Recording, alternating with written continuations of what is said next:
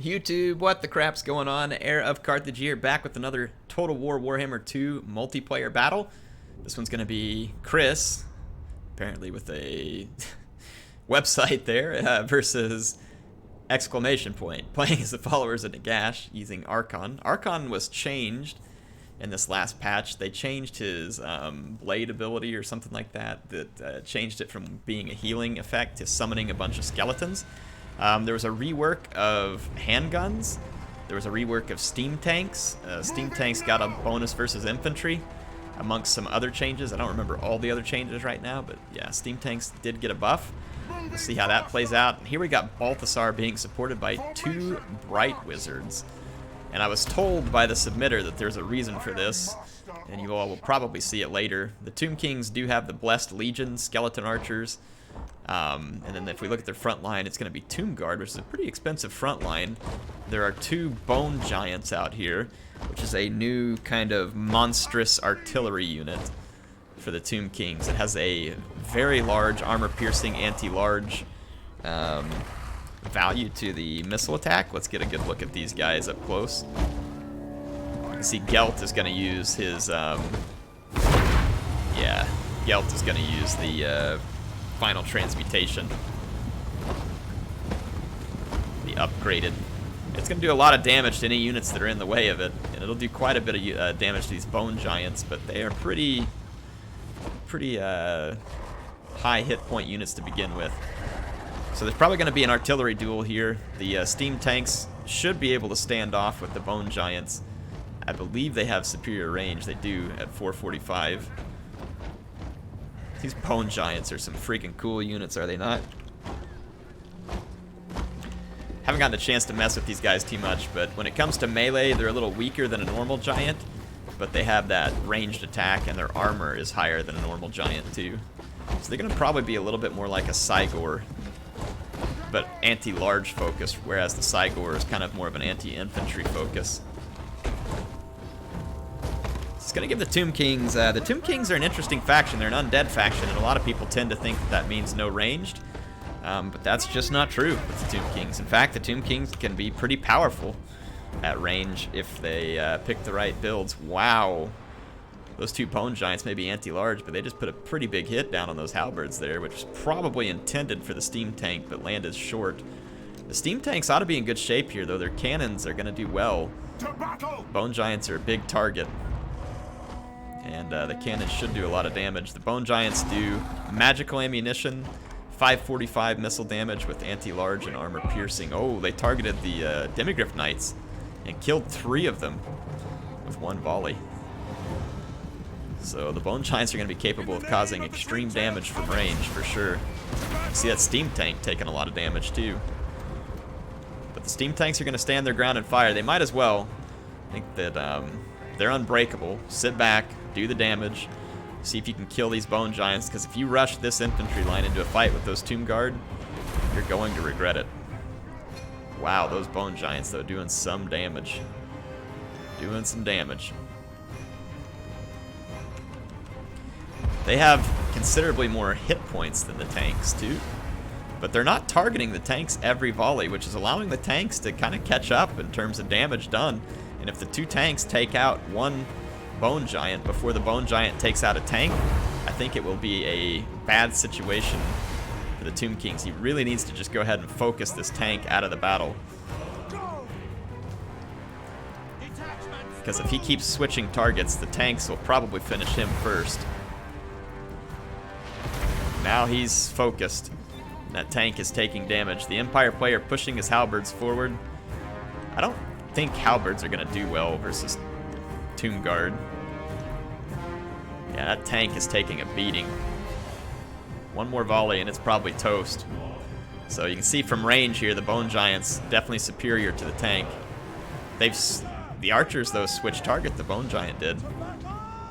That was not a good call. He needs to finish that tank because they can continue to shoot and cause damage. So now the other tank will probably become the focus of fire, and you can see that it won't take the Bone Giants long to start causing a lot of damage to it. What does the Empire player have on these Bright Wizards? Burning Head and a Power Stone? Interesting. And then Gelt has his special ability to summon Winds of Magic. He might be planning to do like a crazy burning head thing here. And that could be the purpose of the 2 Bright Wizards. It's going to be a huge risk. If it works, though, it could cause tremendous damage, like tremendous damage. So we'll see what happens. Gelt is quite safe up in the air. Alright, the archers are going to start firing, so Empire's going to have to attack. The 2 steam tanks are following the Bone Giants, trying to continue their attack from range. This is a good chance for them to try and take out this weakened Bone Giant. But even weakened, he's still got a pretty good amount of health left. Oh, Archon's going to summon this big unit of Skeleton Warriors to disrupt the Empire charge. Oh, that burning head. Oh my goodness. I said it was a huge risk, but boy did it work. And then look, it actually just perfectly curved with the way that army was moving forward. Absolutely devastating attack from the burning head. Look at that. Which Bright Wizard cast that? We gotta see. 105 kills on Tomb Guard. This Kepra Tomb Guard here is going to be a very difficult unit to kill. So Archon's forces initially taking a massive beat down there, and his Bone Giants are now once again focused on the wrong target. This one's standing back just outside of range, but he's crumbling. And the 2 tanks are now targeting this unit. We're going to get the first healing there from the Realm of Souls. And remember that the Realm of Souls healing has been increased. Now Archon's going to be chased by 2 Fire Sorcerers and Gelts. It's probably a fight that Archon could still win. You can see he's on his skeletal steed, so he's just running around. Yeah, and the infantry of the Tomb Kings, no problem beating down halberds. 1 Bone Giant goes down. The 2 tanks are still alive. And honestly, the Tomb Kings do not want to end up in a late game scenario fighting a steam tank, because the steam tank just got a bonus versus infantry. So if these 2 steam tanks can take out the Bone Giant from range, and then the sorcerers can all combine to hurt Archon, could be a big deal. We're going to get a Fate of Buna on an already routing halberd, so that's even more magic cost these days as well. So I'm not sure that that was a good use of his death magic.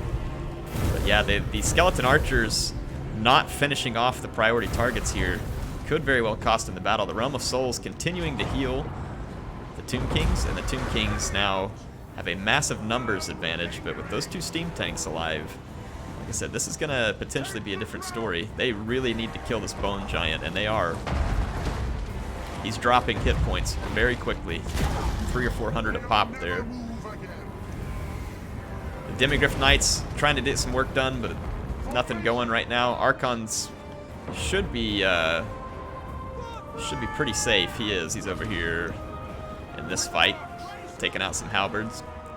He's taking a little bit of damage, though. I still can't believe this Bone Giant hasn't moved forward to try and take out 1 steam tank, and it's now crumbling as well. Its leadership is low. These units don't have good leadership. Such a cool-looking unit. Check him out there, taking cannon shots. Look at that, cannonballs just bouncing off. That one might have been a groin shot. There he goes. So the Bone Giants are down. And now if you think about the infantry that the Tomb Kings have left, yeah, there's some anti-large, but there's not much armor piercing. This is going to be a burning head. And it's going to be a good one. So these Fire Sorcerers paying dividends here, well over 100 kills each. So a lot of the Tomb King infantry support was just wiped out. And it looks like the Kepra Tomb Guard was among that, because I don't see it anymore. It's like the Bright Wizard's going to be left in combat here. Might as well. And these steam tanks could use the rest of their ammo there too. Fate of Buna incoming on the Demigryph Knights, but I don't know if the Demigryph Knights have enough unit models. They changed Fate of Buna a little. It's still doing some damage. It costs more magic, and it was changed, I think, to peak on like a unit model of 50, maybe. I mean, it definitely did some damage, but not what it did back in the day. So the 2 Fire Sorcerer or Bright Wizards are being used as bait right now, so that the tanks can target the blobs. The Summoned Ushabti is in there right now too, so it's good to go ahead and let the Tomb Kings get those out of the way.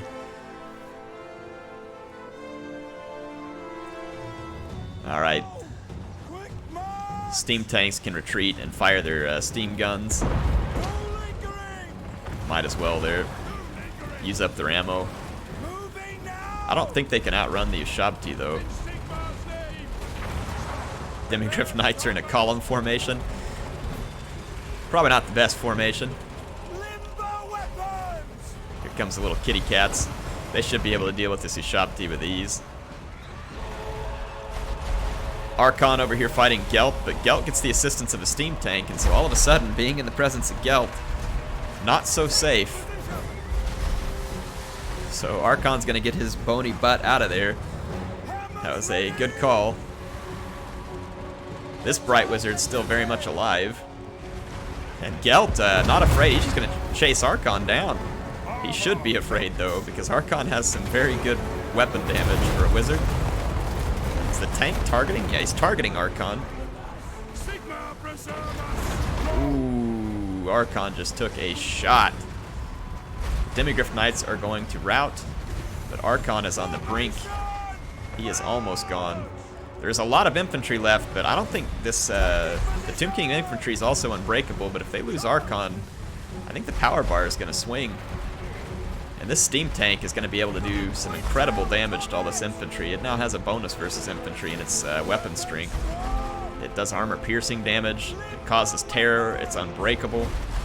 Terror won't, you know, I don't think it'll actually hit these skeletons, but still interesting. There's some halberds in the back. We'll see whether or not they come back from routing. Gelt is trying to get a charge on Archon, but it's not going to happen. Archon, however, is crumbling, and he is assassinated by the steam tank that could have easily been finished by the bone giants earlier, and this steam tank is just keeping its distance, as it should. Trying to summon up some winds of magic, Gelt is. We'll see whether he's able to do so. This steam tank is getting a pretty considerable number of kills in melee, but it's also swamped by a lot of infantry. And it doesn't have much support other than this other steam tank. So let's see how much of a buff these guys took versus infantry. Let's watch this steam tank in here. Seeing it wreck skeletons. It's like a zombie apocalypse mobile, right? You can see the Tomb King's now very interested in killing that other steam tank, but now they can't catch it. And then it gives this steam tank a chance to escape. Not sure what his play is. The Empire may be backing up. They still haven't noticed those halberds way over there that they could regroup. But it looks like the Empire is trying to regroup some. There's only 30 seconds of battle left, so I don't know if the power bar is about to flip. And if it happens, it's going to crumble or disintegrate all of these Tomb King infantry. So let's see what happens. Oh, a burning head. That's why he was doing this. Yeah. Game over. GG. So, interesting Empire army build there, and it worked. 160 kills on one Bright Wizard, 157 kills on the other. What a finish. 3 burning heads and a final transmutation. All those magic abilities, though, that's why he brought it, so that he could summon up all that magic, and all of a sudden 3 sorcerers, in this case, made sense. I still think it's very, very risky. He was lucky to come out of this alive, because those bone giants could have easily put down the steam tanks had they been focused on doing so. So the Tomb King's player made a grave mistake there, and then not catching that first burning head. He was not fixed in combat, and that first burning head caught him off guard and killed 2 to 3 infantry units. And then the second burning head also did a ton of damage, and then the third one just finished it, sealed the deal. And that final transmutation did just enough damage that it helped the bone giants. It didn't do a lot. It may not have been a good spin to magic, but it did just enough damage to where the steam tanks were able to finish him later. So what'd y'all think of that one? That was an interesting fight. I know that it was interesting army picks, so just kind of curious to see what you all think. I really enjoyed that one. Thanks for submitting it, Chris.